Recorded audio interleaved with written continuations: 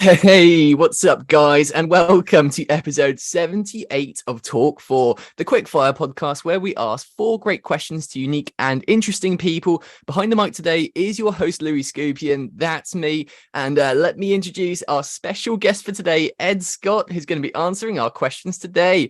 Ed, welcome aboard the Talk4 podcast, man. Please say hi to the fine people listening and just give us a quick rundown of who you are and what you do before we shoot a few questions. What's going on? My name is Ed Scott, like I said, and I'm a professional parkour athlete. So for those of you that don't know what parkour is, it's a lot. You might have seen it in films like James Bond or on your Instagram or TikTok feed. It involves lots of jumping about, sometimes at height, sometimes at the ground level. But yeah, jumping, flipping, kind of navigating through an environment with a bit of style, I guess. Well, the craziness that you call style is quite literally craziness, man. I mean, looking at the videos today, it's just insane the things you can do. And well, I think we may have a few mutual friends here because I've had Dom Di Tommaso on the podcast before, and Toby Sagar as well, and a guy called Brian Prince. So I imagine you know those guys, do you? yeah. Those guys are legends. I saw Dom like a couple of days ago, same with Toby, and I saw Brian last time I was in America. So yeah, it's cool. So that's crazy that they're not that sick. I love how the parkour community is. It's like a really sort of closed one. It's very small world in there. Like everyone seems to know everyone. So it's so awesome. But yeah, that's like one of the most beautiful parts about the sport. Like everyone knows everyone, and you can go to any city in the world, and someone will be able to show you the spots or a good place to go to get some food and stuff. So yeah, that's 100%. Part of the reason why we love it. Absolutely. Well, I'll tell you what, man. So going on to question 1, let's kind of rewind the clocks a bit here then. So we see the amazing stuff you do now, but obviously there's like a big journey and a progression to it. So how did you get into parkour and free running, and what inspired you to get started there? Yeah, so for me, it all came from gymnastics pretty much. So when I was 2 years old, I went to a gymnastics class, which you might be thinking it's pretty young to be going to gymnastics at 2. Honestly, yep. I don't really know what we were doing. My mum must have been holding my hand and been bouncing on a trampoline or something like that. But yeah, I was a high energy kid, and my mum needed to take me somewhere to burn off some energy. So I started gymnastics, and I did that from ages from 2 to about 14. And then went to national competitions, went and trained at Lilleshall. For some people that know, that's like the high performing place to go in gymnastics. I went there a couple of times, and yeah, really enjoyed and loved the sport.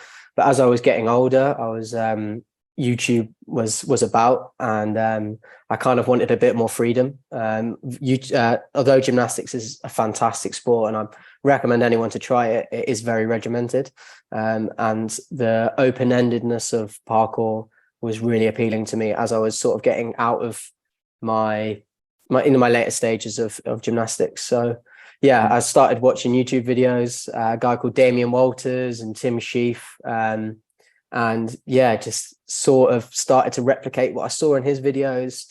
And then, yeah, pretty much just kind of like take my gymnastics style and the flips that I'd learned and then try and apply them outside, which was terrifying to start with. Obviously in gymnastics, there's crash mats everywhere and safety is like paramount. Whereas when I was starting parkour, I was learning the stuff in the gym club and then taking it the next stages, which is to concrete, which is like quite menacing when you've come from a soft play area into the real world. But yeah, through gymnastics, and then kind of got into parkour that way. It's funny how that works, because that's kind of like the typical progression for people like around our age as well, because like a few years ago, you know, however long it was when we were all kids, parkour wasn't like one of those things that was really well known, and it was, I think it's really grown over the last few years, and I think that's a lot to do with the kind of the YouTube side of things too. Like you had those guys you looked up to.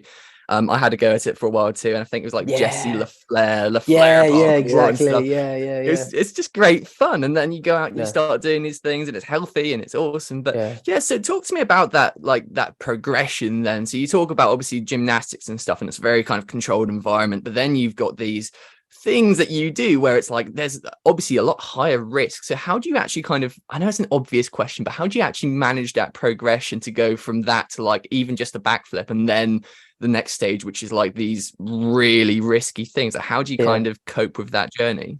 So a lot of people, when searching up parkour on YouTube or on Instagram, they just see like the best you've ever done. So if you go on my Instagram, you'll just see a highlight reel pretty much of the best stuff I've ever done and the stuff that looks like I'm doing every day, but I'm just not. The way that we go about it, the way that I go about it personally is I train a lot in gyms. So I'll go to the gymnastics club and I'll try it hundreds of times onto foam blocks or onto like a crash mat or something like that. And then you slowly start to take stuff out. So yeah, perfect example is a backflip. I started doing backflips when I was very, very young, but it was all in like a soft area. And then you take it from like the gym, often I'll take it to sand next, and then I'll take it to grass, and then I'll take it to concrete. And they're just kind of like the natural progressions that you can go through. Obviously, you can kind of jump stages if like you have a specific thing that you want to do in a specific place. You can't, like, say you want to flip off a handrail and the only handrail you can find is on concrete.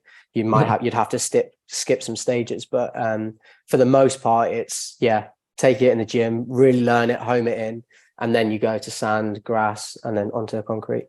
But the whole thing for us is we want to be 100% sure that we're doing the skill safely and correctly when it matters. So when we're doing it onto concrete, you need to make sure that you have it in the locker or as close to perfect as you can, because we don't want to get injured. Like, the last thing we want to do is hurting ourselves, and if we hurt ourselves, then we can't train anymore, we miss out on competitions and all that sort of thing. So although it looks very radical and dangerous, it's a lot safer than people tend to see.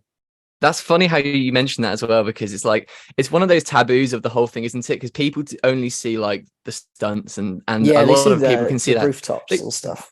They think that's just dangerous or reckless or exactly. this kind of thing. But there's so much like build up to that, the unseen stuff, isn't there? Actually, this really leads well into question 2 then. So obviously, like we've kind of touched on, as like a consumer or someone, we see the videos and we see the stunts, but not a lot of like what goes on in the background, which is obviously the huge, massive part of actually pulling these things off. So what are some of the things that you've done outside of the things that we see in the videos that are benefiting your athleticism like the most? So whether that's gym stuff or diet, what do you think is having like the biggest impact on your growth?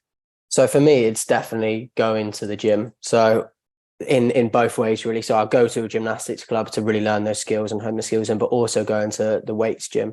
And I've been doing that for probably around 4 or 5 years now. So trying to offset some of the impact and impact and kind of stuff that we're doing in parkour, where it's really dominant and you're coming down from high heights and landing and then rolling, and a lot of pressures going through your joints, your ankles and your knees.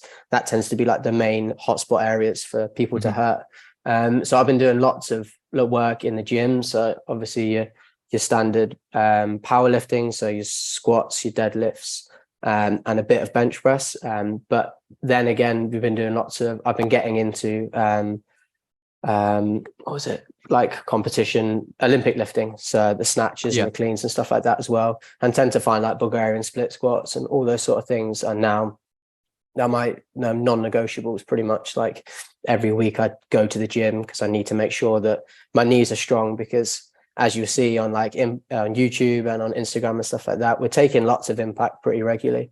And then it also comes down to like session management. So if I know that I'm going to be taking lots of impact on one session, then I'll try and do that on a specific session and then give myself a couple of days off, maybe go and do some other stuff. The beautiful thing about parkour is it's so open-ended.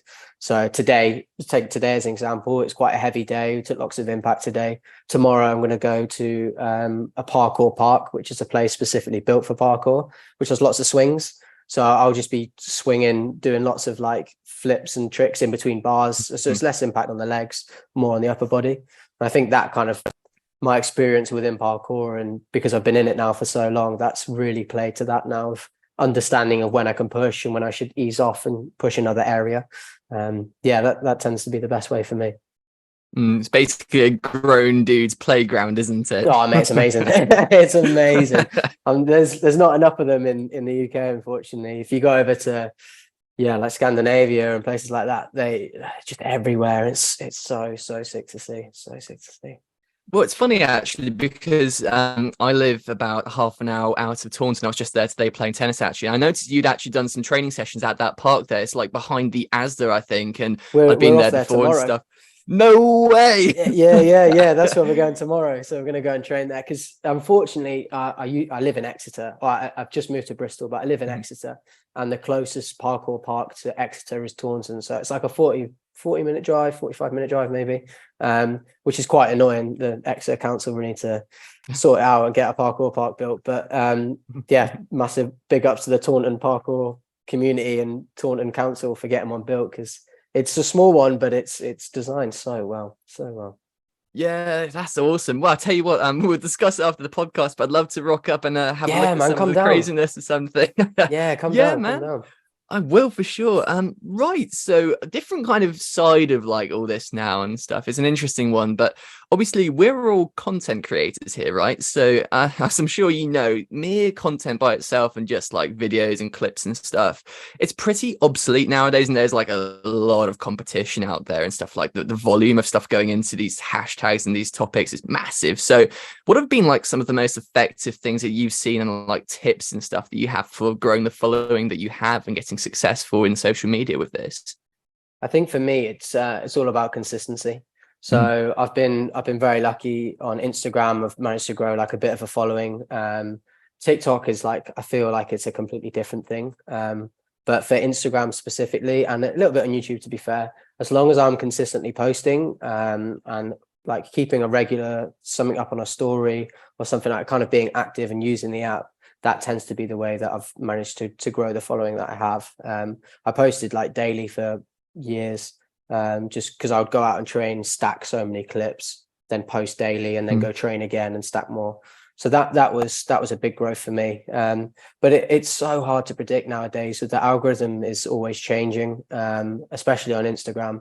Something that would be working 6 months ago doesn't really work now. But I think just keeping an eye on what's doing well, and also not like putting too much on it. When I go out training, I'm focusing on what I enjoy doing, and then if that's so happens to do well on Instagram, it does well on Instagram. A lot of people can get really wound up on only training specific things, and then the enjoyment's kind of out of it. You're not really doing it for yourself anymore. You're kind of doing it for the algorithm. But I don't know, I enjoy training and I enjoy filming. There's a whole like filming sides to what works well on Instagram, like 0.5 and all these sorts of things. But yeah, I think if you're showing your movement clearly, this is kind of parkour specific, but actually it's not really. If you're showing your movement clearly, and you've got a good cover photo and you're being consistent, then that seems to have worked for me. Yeah, it certainly seems that way, man. I mean, there's a lot of platforms out there now, and there's a lot of kind of noise, and it's hard to kind of decipher where to actually really prioritize clips. So is there anything that you've seen in kind of like the new social media and platforms and things that is like some sort of a step above in terms of going viral? Like, is it TikTok? Is it YouTube Shorts? Is it Reels? Is there anything that you're seeing that's like really a bit more explosive than the mass? So on Instagram, like where I'm only posting reels and stuff like that, and they're very short at the moment, but I'm playing around. Like lots of people that I know post really long reels with like voiceovers and stuff like that, and that tends to do really well. But then some of my other friends are literally just doing their movement. It's like 6 seconds long, and that also does really well. So it's kind of a little bit of a game. For me, my TikTok did really well at the start. When we first got onto TikTok, it just kind of exploded and did really well. It was something like the first 4 posts on TikTok were really important. Like if you did really well on those first 4 posts, then you managed to get a big following from it. But now with the algorithm changing, lots of people that I know are getting strikes for their content. So even though, as I've just explained, we're doing things safely, TikTok thinks that this is dangerous and reckless, and it's striking lots and lots of people. And lots of people that I know have had millions of followers on TikTok, but they've posted too many parkour clips and their accounts have been taken down, or which is crazy. It was crazy. But yeah, I think that the best one is YouTube, really, because that shows the behind the scenes, and it shows that it's safe, and it shows that we're not all going up on roofs every day and risking our lives. But that's the hardest one I find to grow. So yeah, consistency, it always comes back down to that for me. Interesting stuff, man. Oh god, yeah, I tell you what's so true. It's like you have all these bits of content and they all tend to be fine, and they are like that with it. They just snap it straight off the thing. But yeah, then you have something like these fake accounts or something, and then they're messaging all my followers and my friends and stuff, and they've like literally replicated my account, reported about 50 times to Instagram. Nothing. Silence. It's awful. The annoying thing for us is often we'll do something that we're really proud of, we'll post it on Instagram, and it won't do very well on our accounts, but another account will rip it and put it on theirs, and it will blow up on theirs. And that's the most annoying one, man. You work really hard on doing a trick, it's really scary, you commit to it after like even hours of just like and ahhing, and then it gets like a couple of K, and then you go onto someone else's account and it's got millions of views. Oh, for God's sake. But it's the game. Like, it is what it is.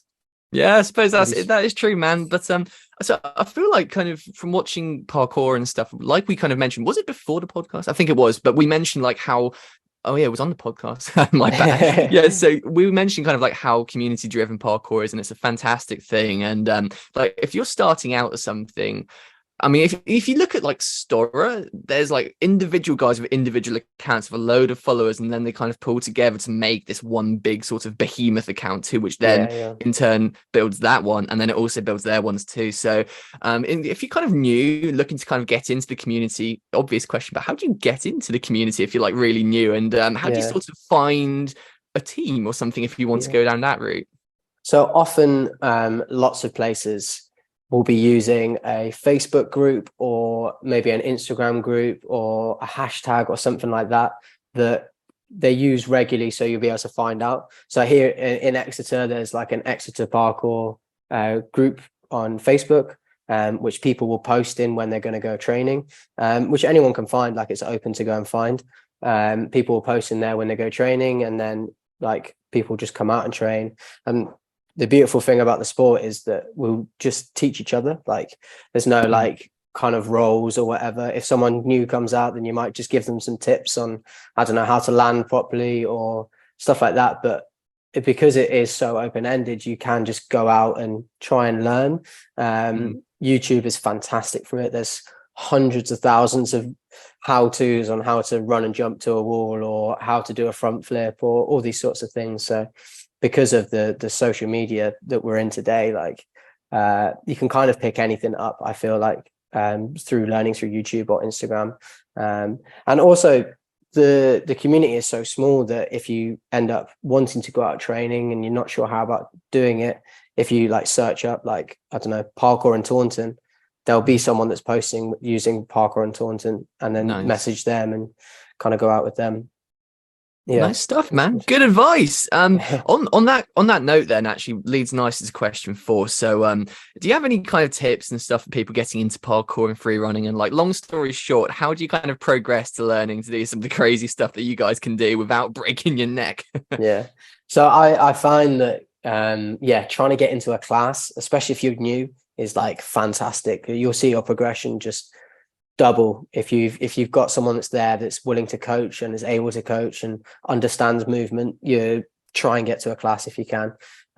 Also try and get to a gym. There's lots and lots of gyms now in the UK which are parkour specific. So in the southwest, not so much. The closest one in the southwest is Fluidity, which is in Cardiff, which is a bit of a drive, but if you've got a group of friends that want to learn, then head on there. But if you just search up parkour parks, and if you go onto the Parkour UK website and type in your city, it will give you a list of what parks or what gyms are open. And just getting into like a safe environment is way easier to learn. If that's not an option for you, then the progression of beach, of sand, grass, concrete seems to work for a lot of people. And also just like doing it with friends. So if you're going out on your own, see if you can pull in your brother or sister or your best mate to just come out and try it with you. Creativity is one of the main aspects of our sport. So the beautiful thing is there's no right way of doing anything. So if you're learning something and you find that doing it one way works for you and doing it the other way works for your friend, there's no right or wrong there. You can learn and have a go. So yeah, do it with a friend and try and get to a class or a gym if you can.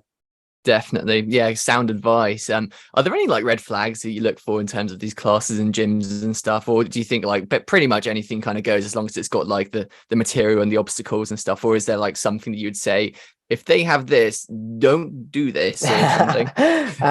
It tends to be pretty good. Again, the community is so small, so everyone knows everyone. So kind of we can all hold each other accountable for like bad techniques or stuff like that. But again, like watching YouTube and watching how people like Stora or myself or Dom is doing things is a massive thing. And you can kind of get a gauge of like, okay, this is the kind of the progression for that, or the progression for another thing. But yeah, just like breaking it down. If your classes are breaking everything down for you and you're picking them up really quickly, then yeah, it's good for you. If they're just like, just chuck it, and maybe have a look, maybe try and go somewhere else. But often, if I'm not, they'll be all right.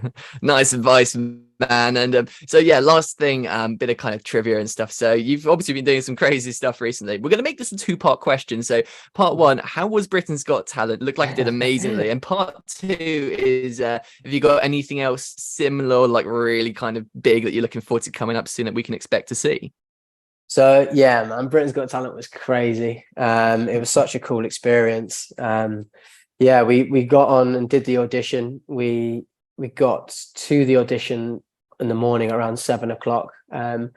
That was the first time that we actually saw the course. Usually to go onto the show and stuff, you're practicing for months and months. We made it up in the morning and then went on the show, practiced it 3 times and then did it in front of Simon Cowell, and he absolutely loved it, which was crazy. And then we went and did it in the semi-finals, and that was so cool. We were very lucky. We got to do like a VT section sort of halfway through our performance. So we did some stuff on the stage, we ran off, and then there was like a pre-recorded section which we did the day before, which was, it really helped us. It meant that we could really show off our skills.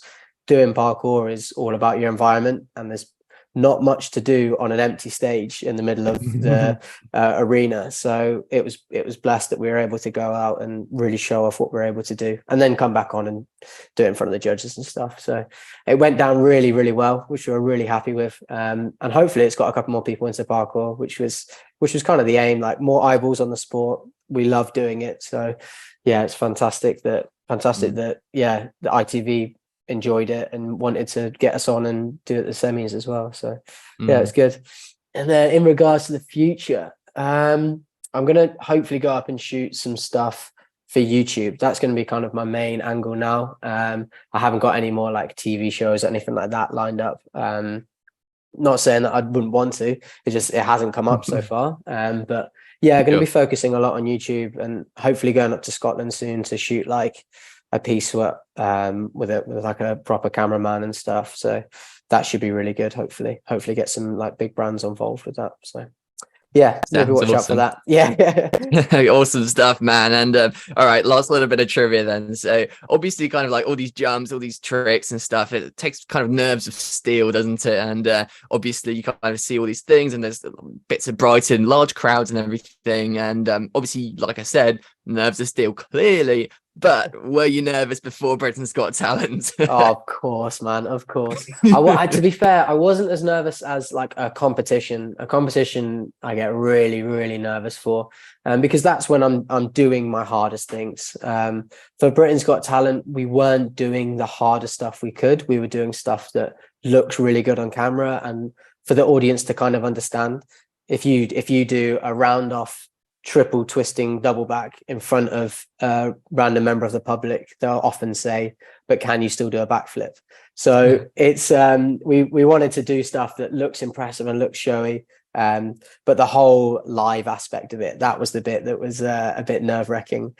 The fact that you couldn't go up there and trip over and then that's it, you've done it in front of the whole of the UK pretty much.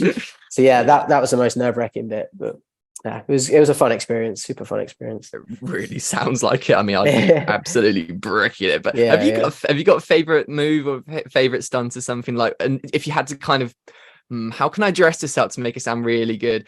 Okay, I'm gonna have to like delete every parkour move bar one. What are you keeping? Like, what's your favorite? There's a skill that I think I'm one of the only people to have done, which is called a half ahara, which is if you imagine like a cone-shaped roof, you cartwheel up the roof, you miss your legs, and then you cartwheel back down the other side.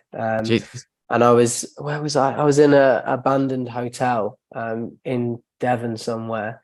And I saw this roof and I was like, no way, that would be amazing to try.